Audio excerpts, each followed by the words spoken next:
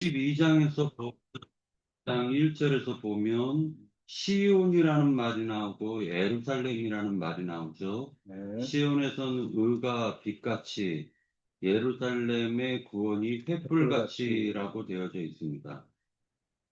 그런데 62장에서 얘기하는 이 시온과 예루살렘에 대해서 좀 생각해 보려고 하는데요. 원래 성경에서 보면 시온이라는 그 곳이 어디냐면 여부수 족속이 차지했던 산성, 즉 여부수 족속이 지었던 성을 가리켜서 시온 산성이라고 얘기를 해요. 그래서 최초로 다윗 왕이 여부수 족속을 멸하고 난 다음에 그 시온 산성을 차지하고, 그리고 그 시온 산성을 다윗성이라고 이름을 짓게 됩니다. 자, 그리고 난 다음에 그 시온 산성이 에, 언약궤가 그 다윗성 안에 보관이 되어 있었걸랑요. 다윗성 안에. 그 언약궤 다윗이 그 통치하고 있을 때 다윗이 요압을 통해 가지고 그 말하자면 백성들을 계수하죠. 그러니까 하나님께 시험을 받은 거예요. 그랬더니 세 가지 재앙 중에 어떤 재앙을 받을래 해가지고 3일간 역병이 도는 재앙을 선택을 해요. 다윗이. 그 다윗이 선택을 하고 난 이후에 그 3일간의 역병이 시작될 즈음인가 맞춰질 즈음에 아리우나의 타작마당이라는 소리를 들어보셨을 거예요. 다윗이 바라보니까 천사가 칼을 들고 휘두르려고 하는 거예요. 그래서 그때 아리우나의 타작마당에 천사가 있는 것을 보고 다윗이 거기 잽싸게 가서 무릎을 꿇는 거예요. 무릎을 탁 꿇고 난 다음에 하나님께 중보 기도를 하게 돼요. 그래서 이제 그 성경의 열왕기상과 역대상에서 얘기하는 말은 다윗이 천사가 칼을 휘두르는 모습을 보았다라고 했는데, 사무엘 하에서 보면 갓 선지자께서 다윗에게 알려준 거예요, 그거를. 갓 선지자가. 그래서 다윗 왕이 무릎을 꿇고 하나님께 자신의 죄를 하나님께 회개하고 돌이키는 사건을 통해서 그때 갓 제사장이 아리우나라는 그 타작마당에서 하나님께 제단을 쌓고 제사를 드려라 라는 말씀이 나오는 것입니다. 자, 근데 그 아리우나의 타작마당이 알고 보니까 아브라함이 이삭을 갖다 바친 모리아산이었던 거예요. 자, 이 얘기를 왜 하냐면 그것을 다윗 왕 때에 그 아리우나의 타작마당을 하나님의 성전을 짓기 위해서 모든 것을 준비하는 거예요. 다윗 왕이 준비를 하기 시작합니다. 그래서 거기에 솔로몬 성전이 지어진 것입니다. 그리고 언약궤를 그쪽으로 옮겨요. 자, 그러면 시온성은 왕이 나는 곳을 얘기하는 거예요. 여자가 왕을 낳는 것을 얘기하는 것을 시온성이라고 얘기하고, 그러니까 왕들이 나는 거예요. 시온성에서는. 그리고 예루살렘이라고 하는 곳은 평화의 도성이라고 해서 말 그대로 하나님께서 예루살렘 성에서 어, 하나님이 평화를 선포하신다라는 의미가 있는 것입니다. 언약계의 변동이 이루어지는 사건이 있는데 이 언약계의 변동에 대해서 좀 자세하게 얘기해 보려고 합니다. 첫 번째 신명기 4장 48절에 보면 제가 읽도록 할게요.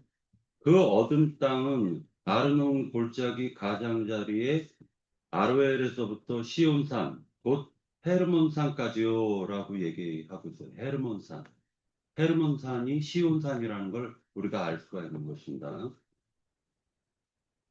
사무엘하 5장 7절에 보면 다윗이 시온 산성을 빼앗으니 이는 다윗성이더라 라고 해서 다윗이 시온 산성을 뺏어서 다윗성이라고 이름을 지어요. 그건 여부스 족속에게서 빼앗은 성을 얘기하는 것입니다. 열왕기상 8장 1절을 보면 이에 솔로몬이 여호와의 언약궤를 다윗성 곧 시온에서라고 얘기하고 있죠. 그러니까 다윗성을 가리켜서 시온이라고 얘기하는 거예요. 시온에서 메어 올리고자 하여 이스라엘 장로와 모든 지파의 우두머리 곧 이스라엘의 자손의 족장들을 에루살렘에 있는 자기에게 소집하니라고 얘기합니다. 여부스 사람 아라우나라고 얘기하는 이 말은 여부스 방언이에요. 여부스 방언으로 아라우나라고 하고 이것을 시브리어로 아라우나를 번역하면 오르난이라고 합니다. 오르난. 이 오르난의 타작마당에 하나님께서 새롭게 그 언약궤를 옮기시고 성전을 짓는데 그게 바로 솔로몬 성전이고 그 솔로몬 성전을 가리켜 가지고 하나님의 도성이다 해서 예루살렘이라고 하는 것입니다. 자, 시편 2장 6절을 보면은요. 내가 나의 왕을 내 거룩한 산 시온에 세웠다라고 얘기합니다. 그러니까 시온은 항상 왕이 나는 곳이에요. 왕이 시온에서 배출을 하고, 즉 시온은 여자거든요. 왕들이 그 시온에서 난다라고 얘기를 합니다. 시편 48편 2편을 보면 터가 높고 아름다워 온 세계가 즐거워하며 큰 왕의 성, 곧 북방에 있는 시온산이라고 얘기를 합니다. 그 다윗은 산등성에 있는 옆 사람 아리우나의 타작마당을 사서 제단을 쌓고 후일에 솔로몬이 그곳에 성전을 세우는데 이 성전이 바로 솔로몬 성전 예루살렘 성이라고 얘기하는 거예요. 자, 그러면 이 법궤가, 즉 언약궤가 다윗성에서 지금 솔로몬 성전 여부스의 오르난의 타작마당에 옮겨지죠. 성전을 짓고 옮기는 거잖아요. 그런데 이 오르난이라는 사람은 아리우나나 오르난이라는 이 사람은 이방인이죠. 여부스 족속이니까. 이방인을 얘기하는 거예요. 자, 제가 이제 여기까지 일단은 얘기하고요. 자, 이게 성경에서 보면 고린도전서에서 보면은 너희가 하나님의 성전인 것과 너희가 하나님의 집인 것과 라고 되어져 있죠. 그러니까 눈에 보이는 성전을 폐해버리시고 하나님이 사람을 가리켜서 성전이라고 묘사를 했죠. 그렇죠. 최초의 하나님의 성전은 인자 예수님을 가리키는 거예요. 그런데 인자 예수님께서 십자가에서 죽으시고 장사되고 사흘 만에 부활하셔가지고 40일 동안에 제자들에게 나타나시고 50일째 40일째 승천하시고 그 이후로 10일 뒤에 오순절 때 예수님이 120 성도들에게 12사도와 120 성도들에게 임하셨죠. 그들이 살아 움직이는 성전들이 됐죠. 자, 그러니까 지금 법궤가 어디로 옮겨진 거죠? 살아 움직이는 성전으로 옮겨진 거예요. 법궤는. 자, 이게 지금 사도행전을 같이 한번 보도록 하겠습니다. 사도행전을 같이 한번 보도록 할게요. 사도행전에서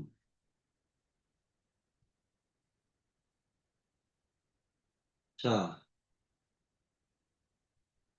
다 찾았으면은 사도행전 몇 장이요? 예, 제가 불러드릴 겁니다. 사도행전 8장을 같이 한번 볼까요? 8장.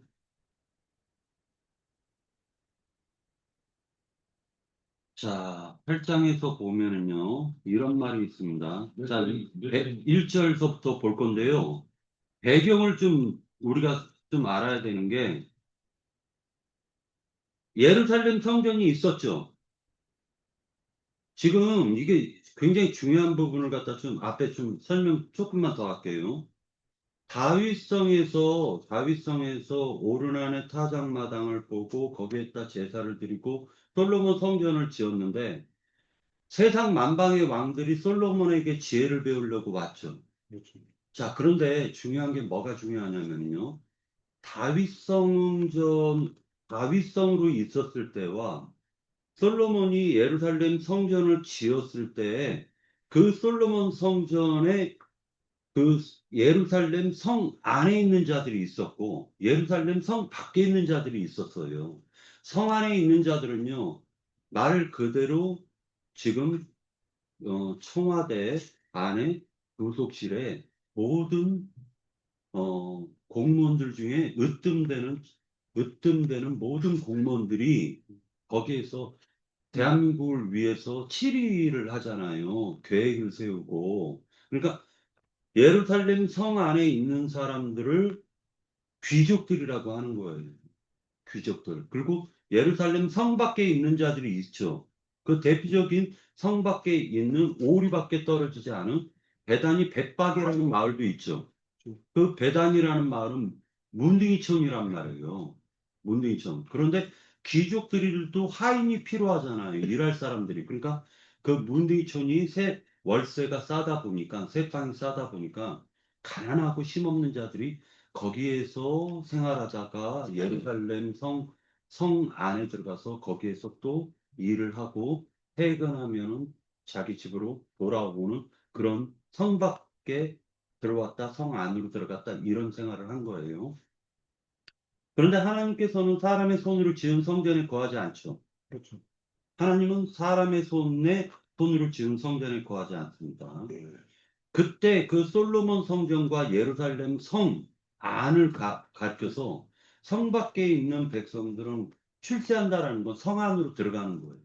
성 안에 집이 있다라는 건 그건 출세하는 것입니다. 그러니까 너무나도 화려한 옷이죠. 예루살렘 성 안에 있다라는 그 자체만으로도 하나님이 아름다운 옷으로 꾸며 놓으신 거예요. 그래서 이사야서 62장에서 보면 나의 시온이 그 의의 빛같이 예루살렘이 구원의 횃불같이 나타나도록 시온을 위하여 잠잠하지 아니하며 예루살렘을 위하여 쉬지 않는다라고 얘기하고, 그 예루살렘은 아름다운 결혼한 여자가 신부복으로 단장한 것처럼 아름다운 관을 쓰고 아름답고 예쁜 모습으로 지금 치장이 돼 있다라는 것을 지금 암시해주고 있는 것입니다. 그리고 세 번째로는 뭐라고 얘기하고 있냐면은 이렇게 얘기를 하고 있어요. 어, 저희 어머니가 하신 말씀 중에서 제가 이영희 자매를 그 집으로 데려왔었을 때 저희 어머니가 좀 사내 대장부 기질이 있거든요. 평생 장사를 하셨는데 어머니가 하는 말이, 한 여자가 한 집안에 들어온다라는 건 만복, 세상복, 즉 모든 축복이 너에게 임한 것이다라고 얘기했어요. 그러니까 그 여자에 대해서 귀하게 알라고 저한테 하신 말이에요. 그러니까 한, 한 남자가 일생을 살아가면서 아내를 맞이하는 것은요, 세상에서 가장 그 축복을 받는 거예요. 아내를 잃어버리는 것은 세상에서 가장 저주를 받는 것과 같은 거예요.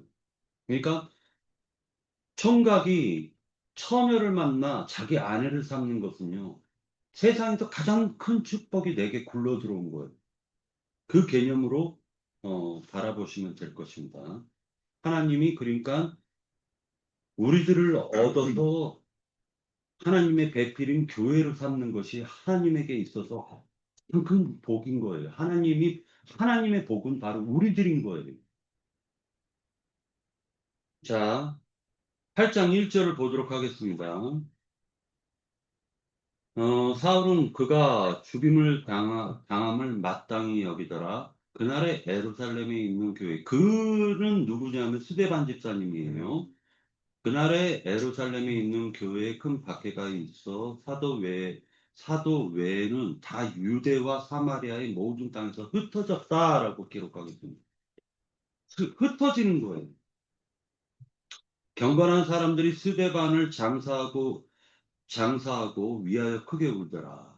사울이 교회를 진멸할세 각 집에 들어가 남녀를 끌어다가 옥에 넘겼다라고 얘기하니까 예루살렘에 박해가 이루어진 것이죠. 그렇죠. 예루살렘에 박해가 이루어지니까 사도들이 다 흩어져 버려서 유대와 사마리아 땅으로 다 흩어지는 거예요. 그리고 믿는 성도들이 흩어지는 것입니다. 자, 스데반 집사님의 죽으심과 안디옥 교회의 탄생과 연결이 돼 있기 때문에 제가 지금 이 얘기를 하는 거예요. 자, 그 다음에 두 번째로 볼게요. 사도행전 11장 19절을 같이 보도록 하겠습니다. 사도행전 11장 19절. 자, 찾았나요? 찾았으면 읽도록 하겠습니다. 그때 스데반의 일로, 그 스데반이 순교당해 죽은 일로 일어나 환난으로 말미암아 흩어진 자들이 베니게와 구브로와 안디옥까지 이르러 유대인에게만 말씀을 전하는데 그 중에 구브로와 구레네 몇 사람이 안디옥에 이르러 헬라인에게도 말하여 주 예수를 전파한다라고 기록되어 있는 거예요. 그러니까 안디옥 교회는 지금 시리아 지역인데 그 시리아 지역에서 하나님께서 어, 유대 에루살렘 성에 있는 사람들의 그 편견을 가지고 있는 자들에서 빼내 가지고 지금 안디옥에 새로운 교회를 세우신 거예요. 그러니까 촛대가 옮겨지는 걸 지금 얘기하고 있는 것입니다. 촛대가 옮겨졌어요. 자, 그 다음에 찾아서 볼 내용은 자, 10장을 같이 한번 볼게요. 10장 47절. 사도행전 10장 47절. 찾았나요? 네. 네. 읽겠습니다. 47, 48장입니다. 이에 베드로가 이르되 이 사람들이 우리와 같이 성령을 받았으니 이 사람은 누구를 가리키냐면 고넬료와 그 집 사람들을 얘기하는 거예요. 고넬료와 그 집에 있는 사람들. 이 사람들이 우리와 같이 성령을 받았으니 누가 능히 물로 세례를 베풀물 그 말이요. 명하여 예수 그리스도의 이름으로 세례를 베풀라 하니라. 그들이 베드로에게 며칠 더 머물기를 청하더라. 자, 이 베드로는 이 사건을 통해서 고넬료가 구원받는 사건을 통해서 이방인들이 우리와 같이 성령 받는 걸 똑같이 본 거예요, 이제. 그죠? 편견이 깨져버렸죠. 이방인에게도 하나님이 성령을 부어주시는구나라는 걸 보게 됐습니다. 그런데 베드로가 한 가지 깨닫지 못한 게 있어요. 물세례 줬죠. 물세례 줬죠. 그러니까 아직도 베드로는 물세례를 줘야 되는 사람이었던 거예요. 그러니까 아직 편견은 여전히 누룩이 조금 남아있는 것입니다. 자, 11장 1절에서 2절을 같이 보도록 할게요. 1장 뭐요? 네? 1장 몇 절이요? 11장. 11장 1절에서 2절, 사도행전 11장 1절에서 2절. 유대에 있는 사도들과 형제들이 이방인들도 하나님의 말씀을 받았다 함을 들었더니 베드로가 예루살렘에 올라갔을 때 할례자들이 어떻게 했다? 비방했어요. 뭐를 놓고 비방해요? 왜 이방인 집에 갔냐? 이것 가지고 비방하는 거예요. 고넬료가 이방인이었죠. 그러니까 베드로 보고 너 왜 이방인의 집에 갔어? 하고 할례자들이 베드로를 비방했다라는 거예요. 요 잘 머릿속에 생각을 해두시고 계세요. 그 다음에 19절을 보도록 할게요. 11장 19절. 아까 읽었죠, 이거는. 읽었으니까 넘어갈게요. 아까 읽은 거. 네. 자, 그 다음에 12장. 12장 5절. 자, 12장 5절. 이에 베드로는 옥에 갇혔고 교회는 그를 위하여 간절히 하나님께 기도하더라라고 했을 때 이 교회는 어디를 가리킬까요? 이 교회는 마가의 다락방에 있는 120 성도들을 가리킵니다. 그러니까 야고보의 무리들과 함께 몇만 명이 모이는 성전에서도 모이고 각기 집에서 모이는 야고보 무리가 아닌 거예요. 자, 그 다음에 13장 45절을 보도록 하겠습니다. 13장 45절 찾았나요? 찾았으면 읽도록 하겠습니다. 유대인들이 그 무리를 보고 시기가 가득하여 바울이 말하는 것을 반박하고 비방하거늘 바울과 바나바가 담대히 말하여 이르되 하나님의 말씀을 마땅히 먼저 너희에게 전할 것이로되 너희가 그것을 버리고 영생을 얻기에 합당하지 않은 자로 자처하기로 우리가 이방인에게로 향하노라. 자, 바울의 이방인에게 향하는 1차 선고가 바로 1차 전도 여행 때에 바로 비시디안 안디옥이라는 지역을 전도할 때 일어났던 사건입니다. 자, 비시디안 안디옥이라는 지역을 전도할 때 바울이 이방인에게로 향한다라고 해서 47절에 예언이 성취가 되어지는 거예요. 구약의 예언이. 주께서 이같이 우리에게 명하시되 내가 너희를 이방의 빛으로 삼아 너로 땅끝까지 구원하게 하리라 해서 이사야서 62장의 예언의 말씀이 성취가 되어지는 거예요. 14장 4절을 보도록 하겠습니다. 14장 4절. 14장 4절. 그 시인의 무리가 나뉘어 유대인을 따르는 자도 있고 두 사도를 따르는 자도 있는지라 라고 해서 이 무리가 나뉘어지는 것을 가리켜서 하나님이 분별한다, 심판한다 라고 표현하는 거예요. 그러니까 유대인을 따르는 무리들은 심판을 받는 것이고 두 사도를 따르는 자는 구원을 받는 거예요. 5절에 보면 이방인과 유대인과 그 관리들이 두 사도를 모욕하여 하며 돌로 치려고 달려드는데 그들이 알고 도망하여 루가오니아의 두 성 루스드라와 더베와 그 근방으로 가서 거기서 복음을 전하니라. 그러니까 하나님께서 자꾸만 바울을 갖다가 이렇게 옮겨버리는 거죠. 그렇죠. 네, 옮기시는 겁니다. 자, 그 다음에 15장에 읽기 전에 갈라디아서를 먼저 볼게요. 갈라디아서. 자, 사도행전 15장 손으로 잡으시고요. 갈라디아서. 몇 장입니까?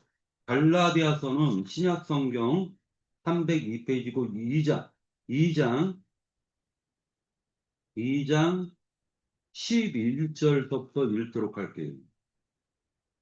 자, 게바가 안디옥에 이르렀을 때 이 게바는 누구를 가리키는 거죠? 베드로. 예, 베드로 맞습니다. 베드로고요. 게바가 안디옥이라는 것은 지금 안디옥 교회를 가리키는 거죠. 그렇죠. 지금 그 베드로가 지금 안디옥 교회에 왔어요. 그리고 안디옥 교회는 지금 특징이 뭐죠? 유대인과 이방인이 섞여 있는 교회죠. 그렇죠. 자, 안디옥에 이르렀을 때 책망받을 일이 있기로 내가 그를 대면하여 책망하였노라. 야고보에게서 온 어떤 이들이 이르기 전에 라고 얘기합니다. 맞죠? 자, 야고보에게서 온 어떤 이들 때문에 게바가 어떤 행동을 했냐면 게바가 이방인과 함께 먹다가 라는 말은 지금 이방인과 점심밥 먹은 걸 얘기합니까? 아니면은 이방인들에게 같이 교회에서 이방인들과 먹는 것을 얘기할까요? 교회에서 먹는 거. 그것은 영적으로 우리가 깨닫기를 바랍니다. 그들이 오매 그가 할례자들을 두려워하여. 자, 그러니까 할례자들은 누구를 가리키는 거죠? 야고보에게서 야고보의 온 어떤 이들이 할례자죠. 그렇죠.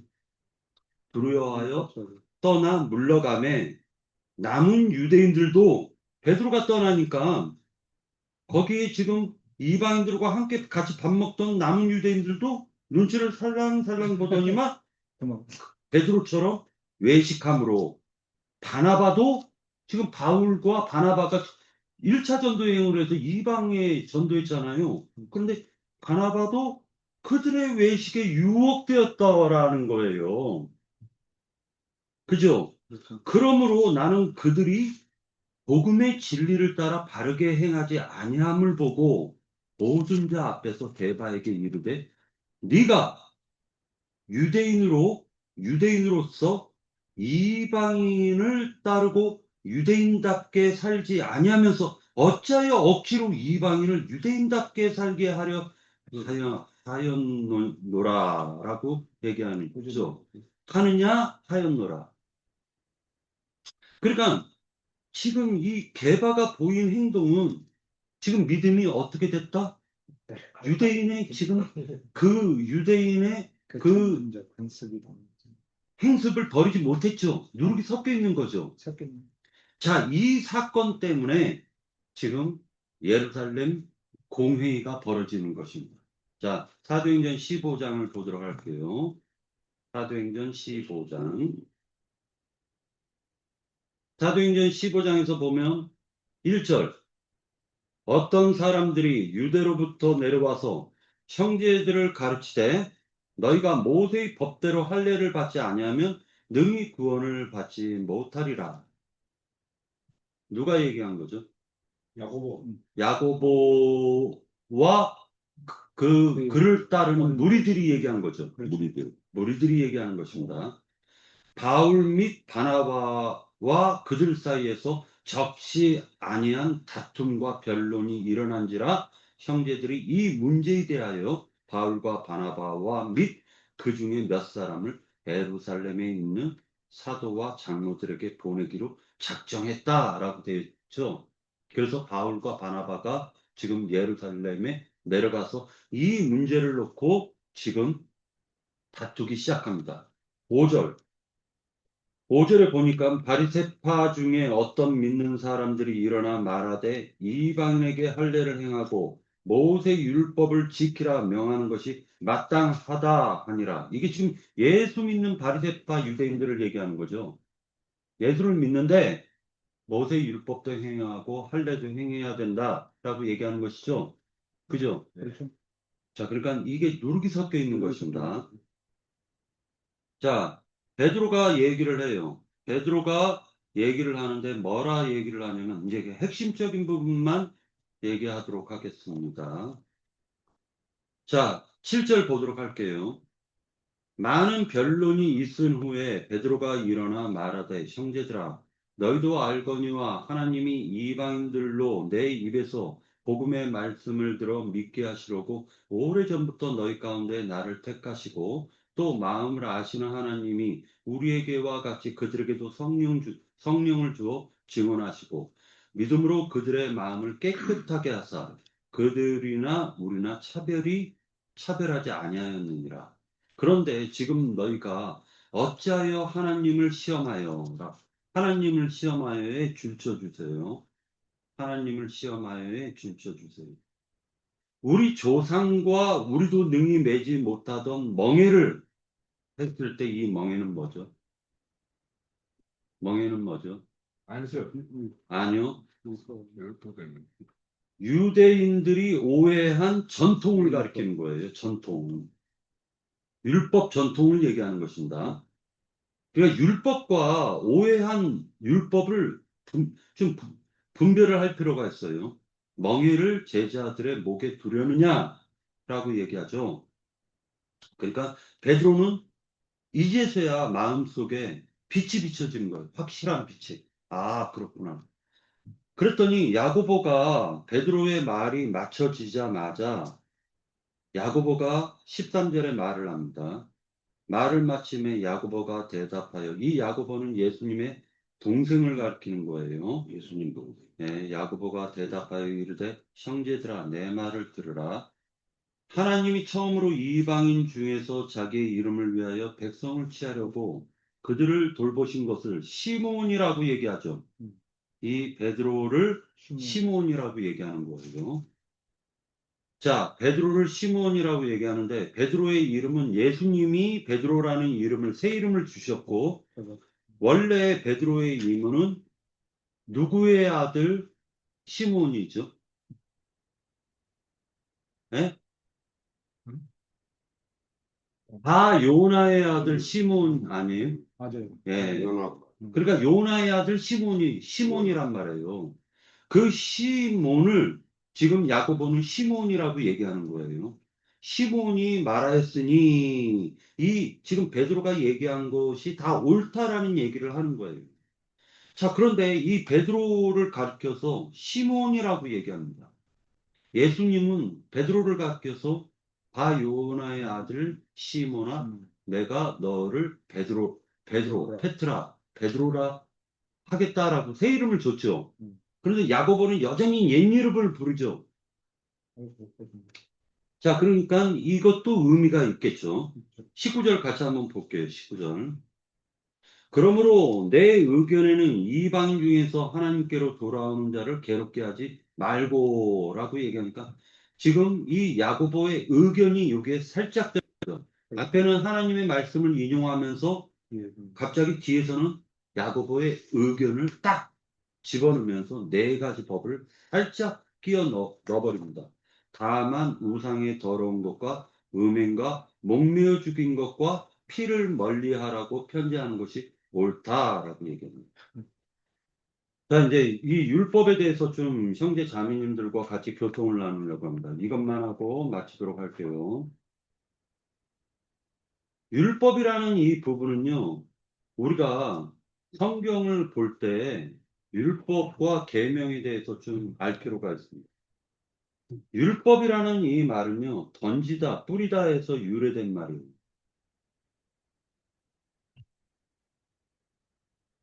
이 율법이라는 것은 하나님의 지시 또는 교훈, 하나님의 법령 또는 하나님의 계명, 그리고 하나님의 법, 그리고 하나님의 관습이라는 이 말을 율법이라고 얘기하는 것입니다.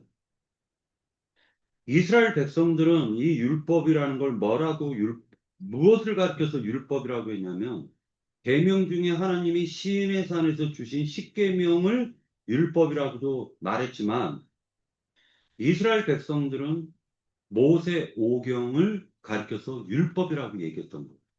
그러니까 하나님의 말씀이 창세기, 출애굽기, 레위기, 민수기, 신명기를 가르쳐 가지고 율법이라고 얘기했던 거예요. 그런데 이 율법에는 세 가지가 담겨져 있습니다. 하나님이 율법을 주신 목적이 뭐예요? 목적이 있어요. 그러니까 그 목적을 우리가 알아야 되겠죠. 하나님께서 이 율법을 갖다가 주신 세 가지의 그 목적이 있는데 첫 번째는 제사법이에요. 제사법. 이것이 레위기에 나오죠. 하나님과 인간관계가 회복되어지는 과정을 지금 제사법으로 표현한 것입니다. 그러니까 하나님과 인간관계가 화평을 누려야 되는 그 제사법이 율법 안에 들어가 있는 거예요. 그 정신이. 두 번째로 중요한 것이 인간과 인간 사이에 발생하는 각종 분쟁과 문제들을 다루는 법이 바로 율법에 들어가 있는 거예요. 이거 되게 중요하니까 잘 들어보세요. 두 번째 들어간 것은 인간과 인간관계죠. 그렇죠. 그 다음에 세 번째 들어간 것은 인간의 윤리 도덕법이 들어가 있는 거예요. 자, 그러면 제가 지금 얘기하려는 건 뭐냐면요. 제사법을 통해서 하나님과 인간의 관계가 화평이 이루어졌죠. 그런데 두 번째, 세 번째는 이것은 믿은 이후에 믿는 자들이 행해야 될 관계라는 거예요. 인간과 인간의 관계는 거기에서 발생되는 문제들은 그가 혼의 구원을 이룬 만큼 그것을 깨닫게 되는 것이겠죠. 그 인간과 인간의 관계라는 것은 구속받아 구원 얻은 교회 안에서의 성도들의 관계를 얘기하는 거예요. 이 성도들의 관계라는 게 그것도 풀어내야 될 율법 안에 들어가 있다라는 거예요. 그 다음에 세 번째로는 그 사람이 율법 안에 들어있는 정신은 그 사람이 선하게 살아야 되네, 말아야 되네가 아니라 그 사람의 정신이, 마음이 바뀌어야 되는 걸 얘기하는 거예요. 이것은 하나님의 말씀, 하나님과 나와의 관계가 회복되어지고 난 이후에 이웃사랑으로 연결이 되고 그 이웃사랑 안에는 인간의 내가 따구를 맞았을 때 상대도 따구 맞으면 아프다라는 걸 깨닫는 거예요. 율법 속에는, 원래 율법 속에는 이에는 이, 눈에는 눈이라는 게 율법이죠. 살인한 자가 있으면 살인은 그를 따라가서 죽여야 되는 거예요. 죽인 자가 있으면 죽이는 게 율법인 거예요. 그런데 이 율법을 진정으로 깨달으면 하나님은 어디에 마음을 두고 계시는 거냐면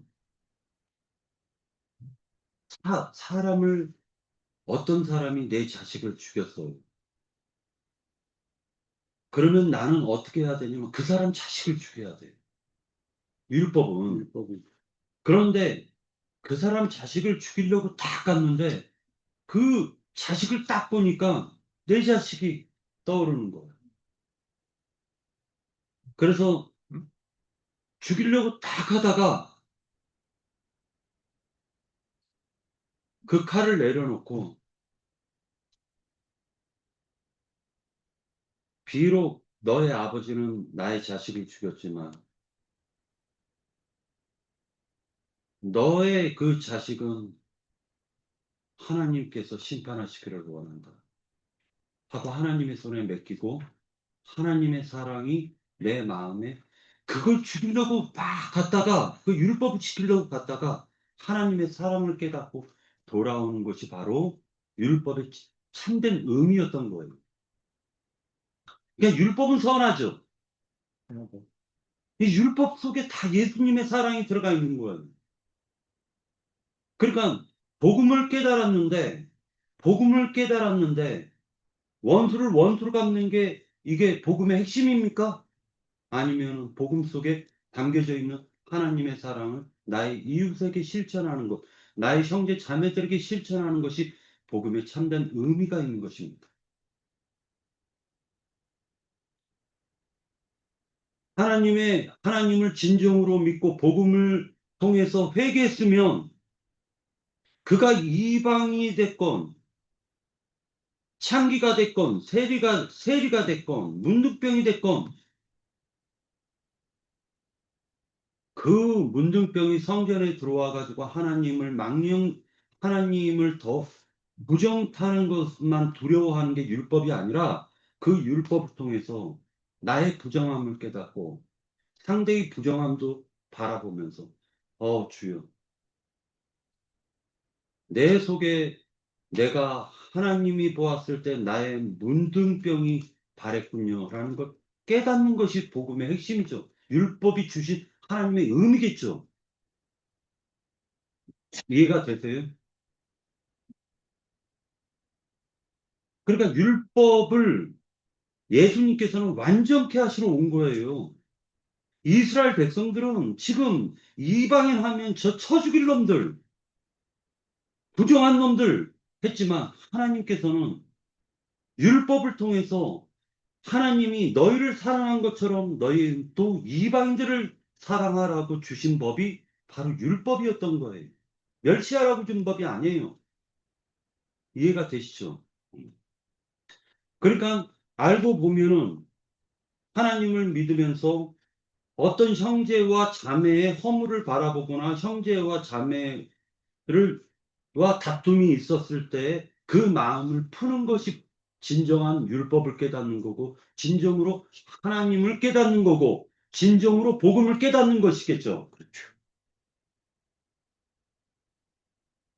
예수님께서는 완전케 하시러 온 거예요. 이스라엘 백성들은 지금 이방인 하면 저 죽일 놈들, 부정한 놈들 했지만 하나님께서는 율법을 완전케 하시러 온 거예요. 율법이 주신 하나님의 의미겠죠. 그렇죠. 율법에 대해서 성경에서 얘기하는 것은 율법은 일시적으로 하나님께서 주셨는데 그 율법은 그 효력이 나에게 발생이 되는 것은 그 율법을 통해서 그리스도의 사랑을 깨달으면 그때서야 내 속에 효력이 발생이 됩니다.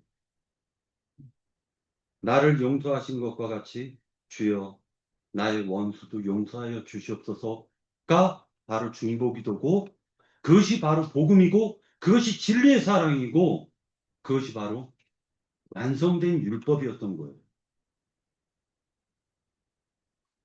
사람이 의롭게 된 것은 사람이 율법을 통해서 율법 행위로 정죄해서 되는 것이 아니라 바로 참된 율법이신 그리스도의 사랑이 나의 심령 속에 와서 내 정신과 내 마음을 깨닫게 하시는 것이 바로 율법의 완성으로 내게 온 거예요.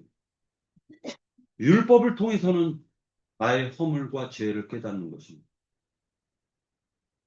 아, 내가 하나님께 씻을 수 없는 더러운 존재였었는데 하나님이 나를 은혜로 구속하신 것처럼 저 사람도, 저 죄인도, 저 문둥병자도, 저 창기도, 저 세리도 하나님이 나를 구원하신 것처럼 저 사람들도 구원하셨구나 라는 걸 깨닫는 것이 율법의 완성이고 율법이 내 속에서 효력이 발생이 됩니다.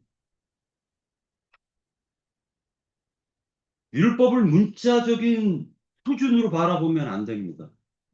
그것은 성경에 있는 문자를 바라보는 거예요. 율법은 하나님의 마음과 하나님께서 나에게 정작 주시고자 하는 하나님의 뜻을 발견해야 하고 그것이 율법이 우리들에게 주어진 목적입니다. 그래서 성경에서 보면 마태복음 22장 35절 40절에서 보면 율법은 하나님의 사랑과 이웃 사랑으로 요약하고 있는 거예요. 다시 얘기해서 너가 하나님 사랑해? 그 사랑이 바로 너가 하나님을 사랑한다는 것이 증명되는 게 바로 원수를 사랑하는 거예요. 그것이 바로 율법에 완성된 것입니다. 이런 자가 이렇게 되어진 그 율법, 은혜가 온 자가 바로 율법의 매임에서 해방된 자가 되는 거예요. 율법에서 오늘 매여져 있는 그 저주에서 해방되시는 시간이 되기를 간절히 원합니다. 네, 마치도록 하겠습니다.